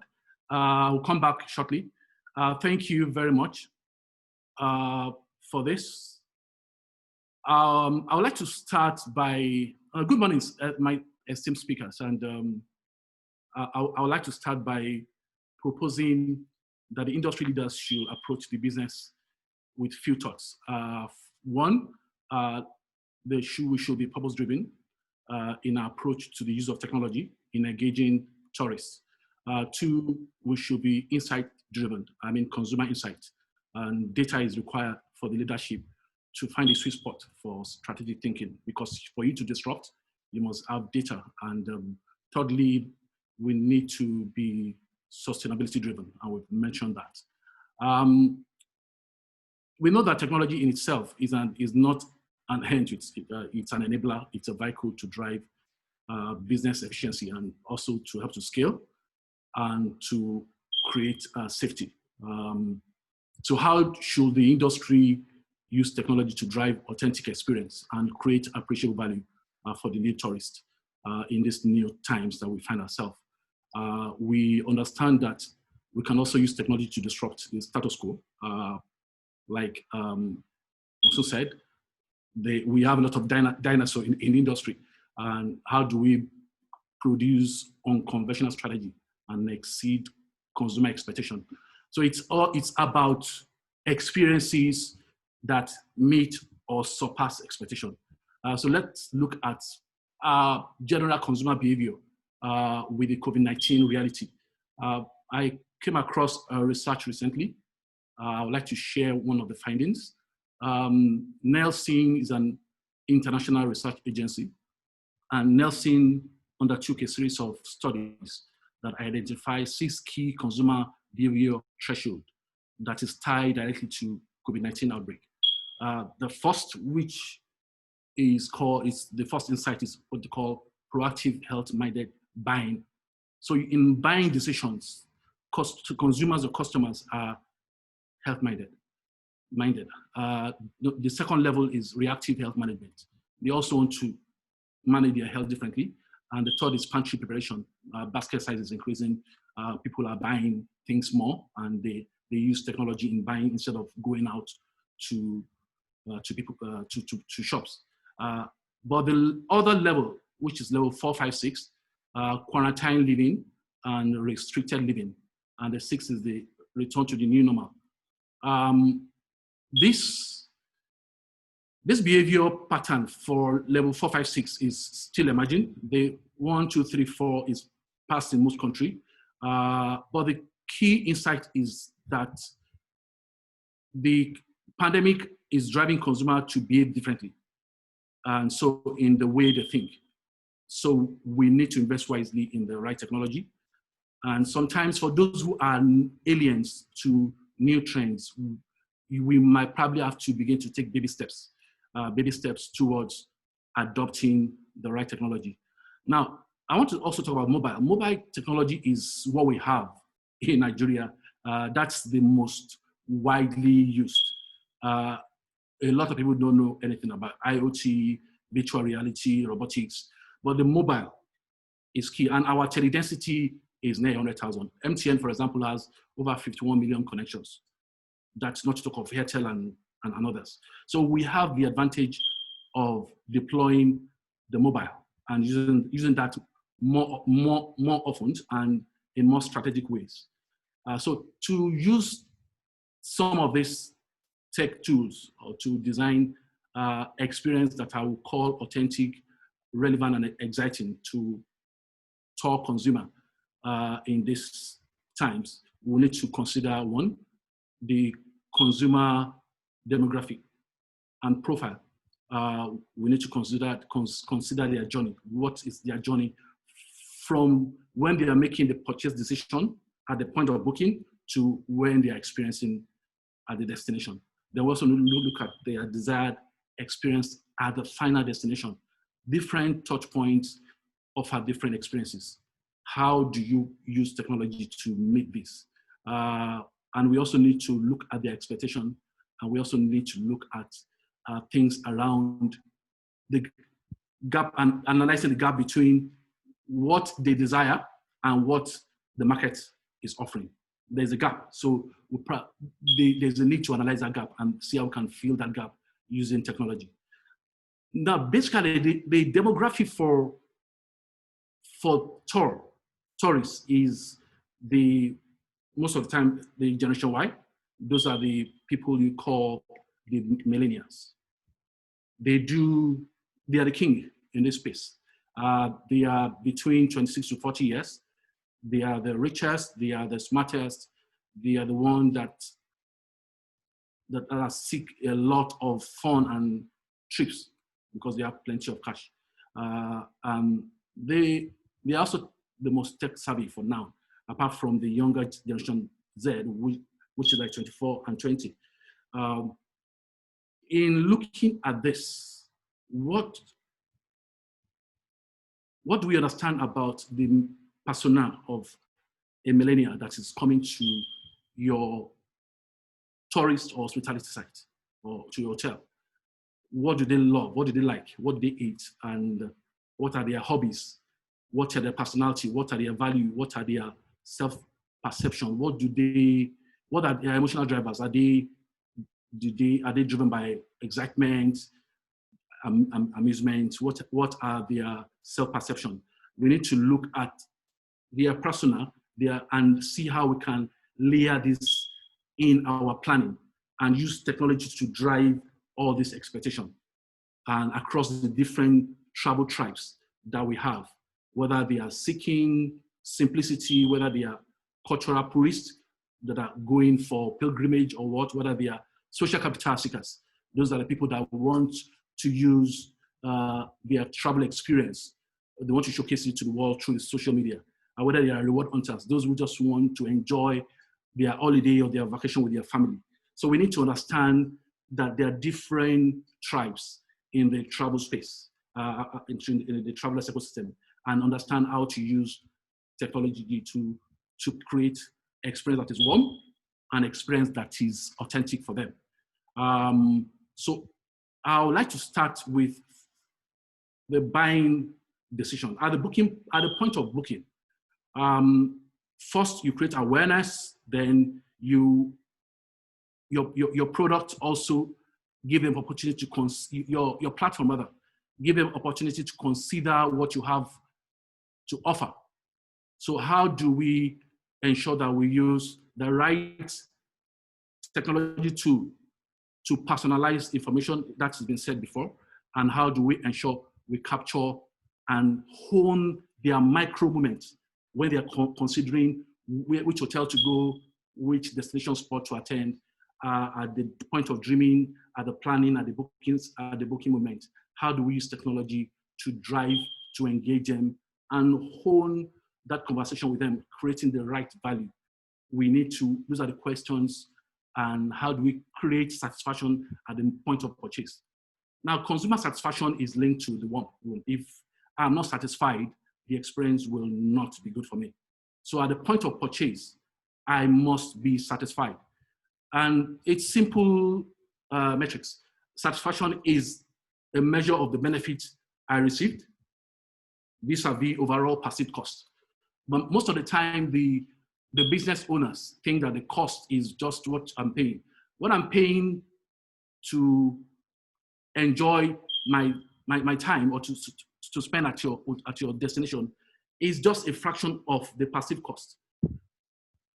There are things around how much time I spend in searching when I'm at the booking platform, whether it's booking.com or whatever it is, how much time, the perceived risk that is tied to the payment gateway, if I'm going to use my card, and also the overall expectation when I'm purchasing. Those are the costs put together with the final cost. And we need to create enablers using technology to ensure that customer get the right satisfaction at those points, which is very important. The other part, which is at the point of making that decision, we need to customize the information that attract them. We need to customize. If I am an obligation seeker, if I'm going for a conference, I probably don't have time for a lot of stuff. So how do you customize information that attracts my interest when I come to your place? And that's important. And we need to do that. And we need to understand that as we build our customer experience, we need to also build in information on biosafety protocol for customers. You need to let them know what you're doing. Like Tosi said, she cleaned remotes at the hotel. I used to do that too. But more people are health conscious. And how do you tell your customer? How do you create that comfort before they come to you? How do you ensure that you give them the kind of information they require before they come to you in terms of biosafety, in terms of your COVID guidelines and how you're managing it, and a lot of experiences. Now, I would like to touch on 3 things. Now, booking experience, I've talked about booking experience. Now, airport experience or travel experience, because the journey starts from home or where you book, then you move to whether airport or seaport, whatever it is, and the destination. Now, at the airport, will there be deployment of smart signages, smart environment, contactless services like checking drink and snack dispensers, etc. at the airport?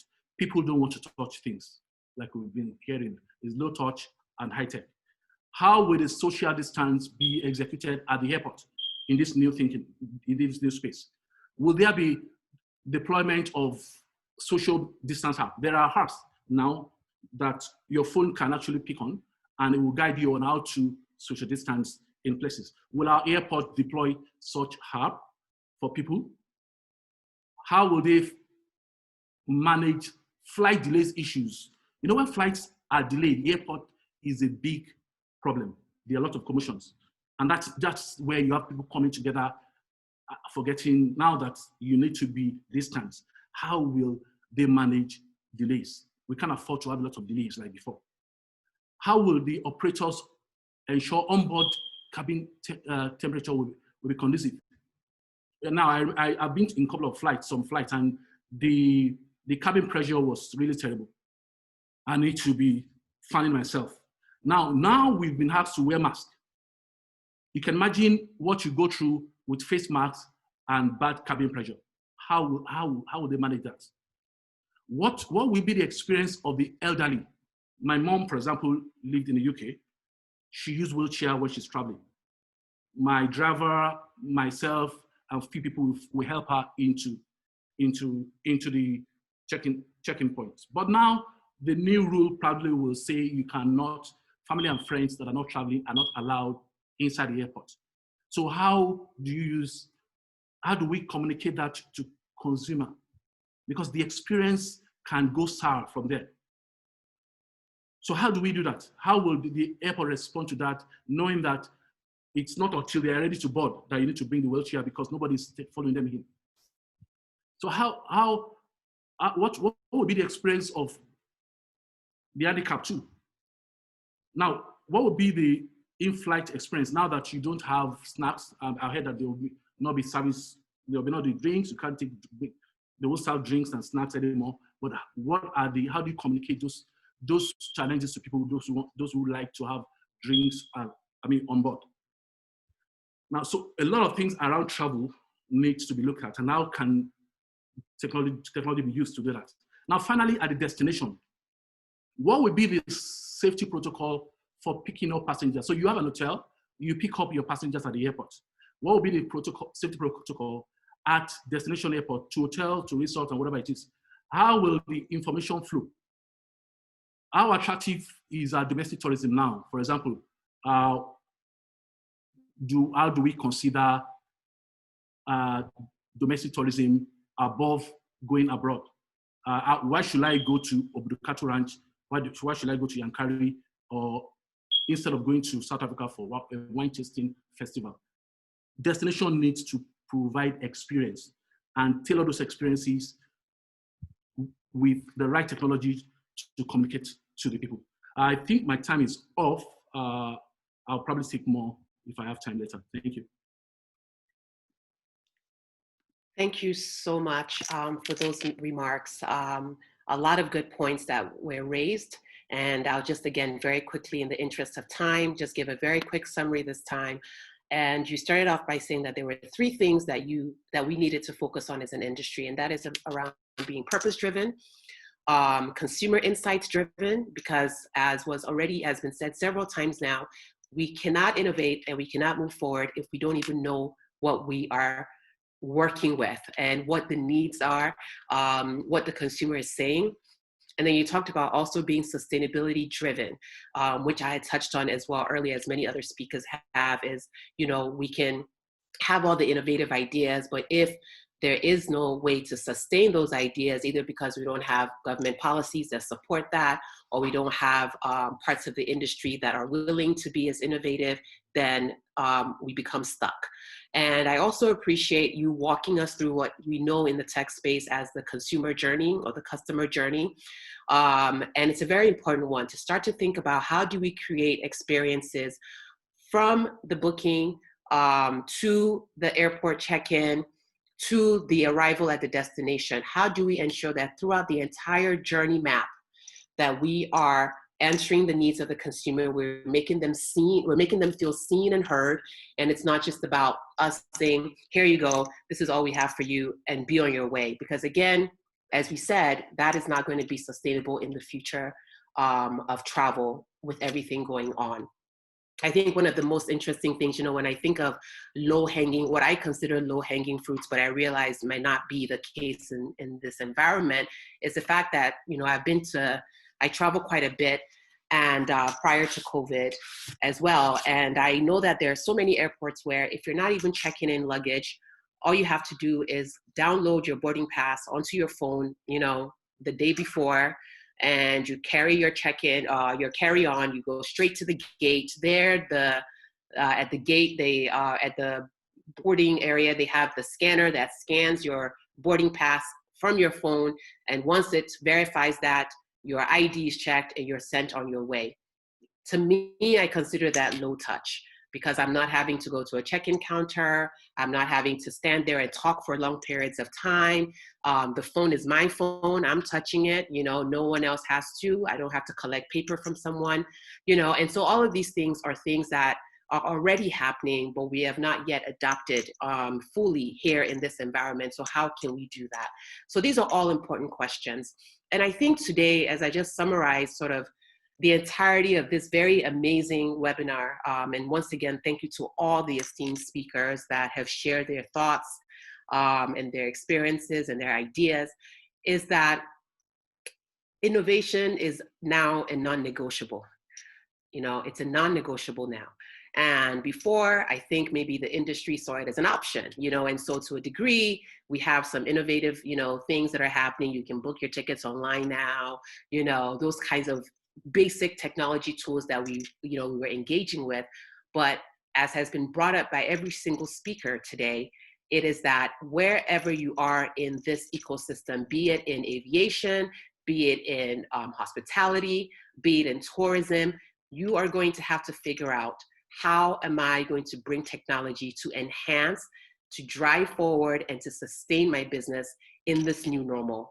And as was said by Dr. David West, we need to also start to figure out how to do that in a way that is approachable and doable for the industry. But the industry also then has to be willing to take on this and to start to take the steps forward needed to find themselves on the other side of this, And so I think for me, that would be sort of the key summary here. And then also, of course, we can't say it enough, is around governance. And so again, we can't innovate if we're not able to move forward at a certain point, And so how do we start to look at the governance issues, the policy issues, to drive forward whatever it is that needs to be done to ensure that this industry survives?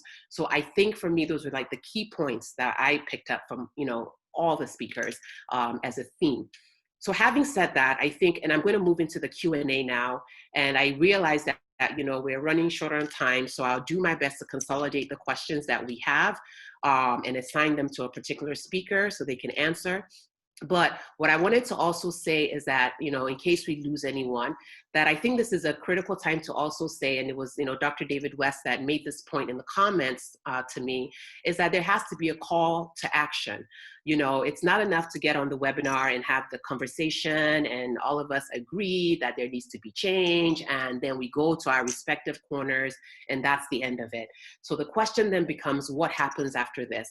And I believe, as Dr. David West does, that it has to be a collective approach. This is not something that can be done individually. You cannot say that, oh, well, I'll just do this for my own hotel, or I'll just do this for my own, my own little, whatever I'm doing in my own corner here. That's all I'm going to think about. There is power in the collective. And I think that needs to be brought into consideration. And so I put it to the Institute of Directors that I hope that there will be follow-up discussions and action that will take place after this to bring together the collective, to start to brainstorm and think of next steps beyond the conversation. I also got a comment from Mrs. I call her Mrs. TCGA, Mrs. Candid Johnson, and she said that, you know, there probably needs to be a COVID compliant conversation soon as well, because, you know, a lot of people, you know, with the wheat baker, you know, they said that we can open, but it's not until we're ready. What does ready look like? You know, is there going to be an industry standard for that? Is there a way that, you know, that can be brought to fore so that, again, that can be approached from a collective angle? So again, I think those are some of the highlights that I just wanted to bring up, and also to point out that Mr. Coker shared the email address for Tour Nigeria in the comments. And so if you want to get in touch, it's hello@tournigeria.gov.ng. Again, that's hello@tournigeria.gov.ng. So now on to the questions. And the first 2 questions, we have 6, but I'm going to consolidate them in the interest of time. And so the first set of questions I'm going to put to Professor David West. And the question says here, can you give us some specific solutions that you would recommend for, let's say, the hotel industry? Are there some ideas that come to mind that you believe we need to start looking at to adopt or to think about integrating into our service delivery? And then also the question is also being asked here is, what can we do to manage down the costs of enabling IT devices that will become the new normal, you know, as we move forward? And so, for example, at the airports, you know, like I said, in many international airports, you can go to a screen and you can check yourself in, you can scan your passport, or you don't even have to go to the counter. Those kinds of machines can be disinfected after every use, but here we don't even have them, you know, as far as I can see. I don't know if things are going to change, but the question is, how do we manage down those kinds of costs? So I put that to you, Dr. David West, and then I will consolidate the rest of the questions into probably 2 remaining questions, and then we'll be done with the webinar. So you have the floor, Dr. West. Great, thank you. And I'm sorry, I seem to have lost my video, so I'll just talk through the questions. In the first question of provide a solution recommendation, I'm sorry, I will not do that. I don't do that personally, because I think that you all have to sort out what your problem is and where your pain points are. And another factor is recognize your own individual capabilities as an organization. So there isn't a one-size-fits-all technology, because we're all coming at it from different stages, and the learning process and the adoption process is going to be different. So what I would ask is, basically, you need to document where your pain points are. What problem are you trying to solve within your organization? And then think about something that can grow with you depending on your business strategy in general. And I think that that's something that we need to be mindful of, because a lot of us like to take the lazy or easy way out and say, oh, just tell me what to buy and I'll go and pick it up in a supermarket. It's not a supermarket product, because it's changing your organization, it's changing the dynamics of your people, it's changing your processes. And so there are many dimensions of change that you need to be mindful of. So please, I would rather you sort of sit down and sort of just document and list out what you want to achieve, what you want to get out of the investment that you're going to make, rather than, oh, tell me what to buy, and then you buy it and it doesn't do anything for you because you don't know how to enact it to do anything for you. Then on the second question of how do we save costs and how do we manage all these things, you know, when Ms. Ogunbanjo was speaking about job losses, when Tosin was speaking about how can we do this, how can we think about all these things, for me, these are also opportunities.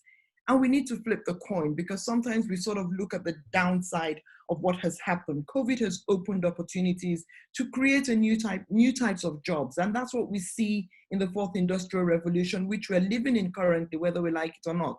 So how do we begin to think about repurposing jobs to make them smarter jobs, rather than the mundane jobs of just taking orders and delivering orders? How do we turn a waiter into an intelligent waiter that can predict and can guide and can sort of process things, rather than just taking orders, dumping it somewhere and coming back and delivering a plate?